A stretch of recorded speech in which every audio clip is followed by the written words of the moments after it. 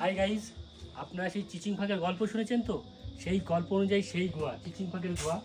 দেখ, আমাদের যেতে ভয় লাগছে যেহেতু এটা পরিত্যক্ত গোয়া, মানে এখানে কেউ যাতায়াত করে না। তবু একটু যাও না, তাও একটু রিস্ক কিছুটা নিয়ে যাচ্ছি, ঠিক এতটা।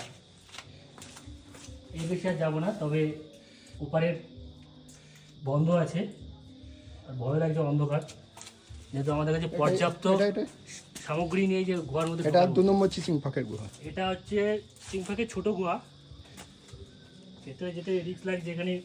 হ্যাঁ, তাও আপনাদের দেখানোর জন্য যাচ্ছি। এই যে গোয়া, সব ধস নেমে পড়ে গেছে।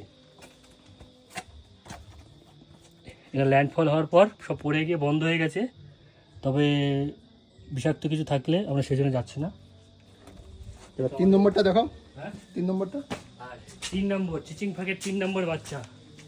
এই যে চিচিং ফাঁক গোয়ার 3 নম্বর বাচ্চা, এই যে এখান দিয়ে উঠে যেতে হবে। তবে চলো আর একটু চলো, না, বেশি দূর যাবো না, চলো আমি একটু দেখিয়ে কারণ পুরোনো গোয়া তো কখন পাথর ফাথর খুলে পড়বে ঠিক নেই। এখান থেকে দেখাও, একটু জুম করে দেখালেও দেখাতে পারো। হ্যাঁ, জুম করে দেখানো হচ্ছে। ভেতরে গোয়া আরও আছে, মানে আমাদের কাছে লাইট বা গোয়ায় ঢোকার মতো পর্যাপ্ত সরঞ্জাম নেই। ঠিক আছে, তাই বন্ধ করো।